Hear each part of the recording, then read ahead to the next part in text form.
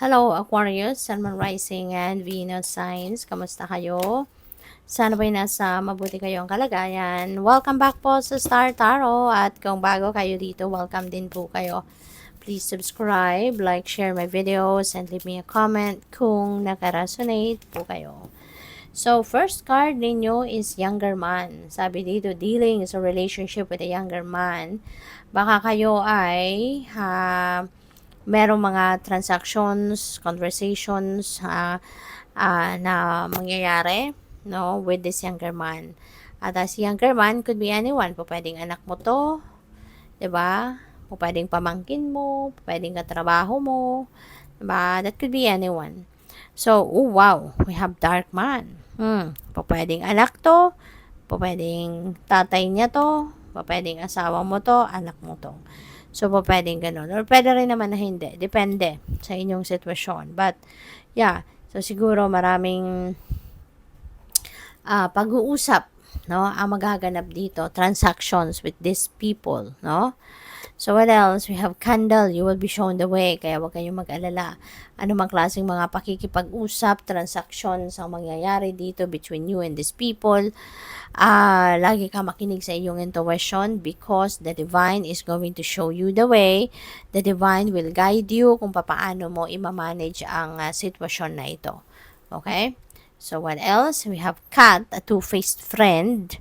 Ayan. So, pwedeng either of these two, no? Baka two-faced friend mo ito, no? So, depende sa inyong sitwasyon. Iba-iba tayo ng sitwasyon.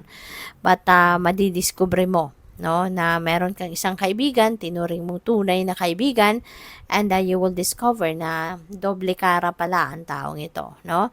Pagkaharap ka, mabait. Pagkaharap ka, akala mo very loyal, very sincere na kaibigan, pero pagtalikod mo pala, 'di ba? Talagang sinisiraan ka, 'di ba? Or kung ano nang ginagawang kwento about you, yung mga ganon. So, madidiscover mo sa ngayon ano kung sino man ito. So, good for you. Kasi habang maaga, mas magandang madiscover mo na. Kasi baka masasaktan ka lang dito. Kapag tumagal pa, mas lalo kang masasaktan. At baka mas lalo kang tawag dito, mas lalo kang magawa ng hindi maganda ng taong ito. So, good news. Ayan, merong magandang balita na makakamit ka or matatanggap ka. Pwedeng manggagaling dyan sa younger man or kay dark man, or pwedeng magandang balita about that younger man or dark man ang maririnig mo, or pwedeng yung good news na yan could be related dito sa two-faced friend, 'di ba? Baka matutuwa ka na buti na lang, 'di ba? Mabalitaan mo na ngayon na yung taong yan pala ay ganon ang ginagawa sa iyo, 'di ba? No, para habang maaga, mas makilala mo na siya. Habang maaga, alam mo na dapat iwasan pala yung taong yan, 'di ba? So, pwedeng ganon. Or pwede rin na yung mga good news na to could be something related to opportunities, 'di ba? Mga magagandang oportunidad, trabaho, pagkakakitaan, 'di ba? Mga ganon. So what else? We have battle. You feel something is lacking in your life, perhaps love, money, or gold. So this is negative energy, Aquarius. Something you feel something is lacking. So alam mo yung feeling lack, if you are going to keep that, no, na meron kang nararamdaman may kulang sa'yo, alam mo, mas lalo pang dadami, no, yung mga bagay na may isip mong wala ka or kulang ka. Okay? Kaya, as much as possible, i-transmute ninyo yung energy na to into something positive. Instead na isipin ninyo na wala kayo nito, kulang kayo nito, yung ganon. Isipin mo na lang na you are abundant, you're prosperous para may-attract mo, 'di ba? Ang mas marami pang bagay na ganyan. Mas marami pang blessings, 'di ba? Kasi always remember, no, na kung ano yung nasa isip mo, eventually, yan ang mangyayari sa buhay mo. Okay? Kaya always think positive. Always feel positive. Okay? So, what else? So, we have grapes. It's time to go out and have fun. Okay? Kasi baka masyado ka nang stressed out. Baka matagal ka na din panahon na puro ka trabaho lang. puro obligasyon, responsibilidad lang pinagkakabalahan mo, and you never have the time to unwind, to relax. Kaya, ito na, habang may pagkakataon, para ikaw ay mag-enjoy naman, go for it.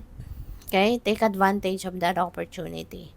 So, we have hot, you will be playing a different role. Ayan. So, pwedeng ano to, pwedeng may promotion, or pwedeng may lateral movement, diba? Not necessarily mapopromote. Pero baka may lateral movement, no? Maiiba ka lang ng same position pa rin, same item, kunyari.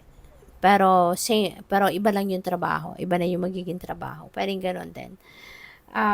Or, pwede nga mag-aasawa ng iba sa inyo. Diba? Pwedeng magiging parent na ang iba sa inyo. Pwedeng ganun. No? So, we have handshake. A meeting with a stranger could be important. So, may makikilala ka rito. Mayroon kang bagong makikilala, and maaaring yung taong ito is going to play a significant role in your life in the future. Diba? Baka isa ito sa mga taong magdadala sa inyo ng opportunity. Maaaring isa itong makakatulong sa iyo sa buhay mo in the future, in any way, shape, or form. So, depende yan sa inyong sitwasyon. We have feather. Someone you know is undependable and insincere. Ito na nga. Si two-faced friend. Diba? Definitely siya yan.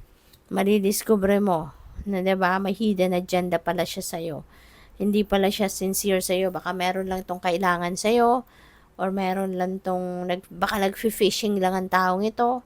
May mga importanteng impormasyon o bagay siguro na gustong makuha ito from you. 'Di ba? Mga ganon. Kaya ngayon, this is good, no? Na madidiscover mo na hindi pala siya totoo sa'yo. Para wag ka na spend pa ng kahit konting oras, panahon, atensyon sa kanya. 'Di ba? Kaya, magandang malalaman mo na hindi pala, na peke pala siya, no? Pirated pala yung kaibigan mo na yan. So, we have good luck. Ayan. So, saswertehin na kayo. Maaari, no? Na matatanggal mo na siya sa buhay mo. Ito, kasi pwede rin na siya yung pala yung naghahatid ng negativity sa buhay mo. So, ngayon, madidiscover naman two-faced friend siya. You don't deserve that person, kaya pwedeng ichuchu mo na siya sa buhay mo, at magsisimula ng pumasok ang swerte sa buhay mo. Diba? Magsisimula ng, kasi maaalis na yung negativity, diba, sa buhay mo, kaya papasok na yung swerte, which is good.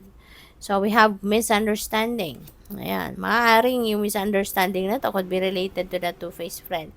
Kaya siguro, mas, baka, first hand mo din itong ma-experience, no? Madidiscover dahil siguro sa misunderstanding ninyong dalawa. Baka lalabas, baka magkakaroon dito ng diskusyon, mag-aaway kayo.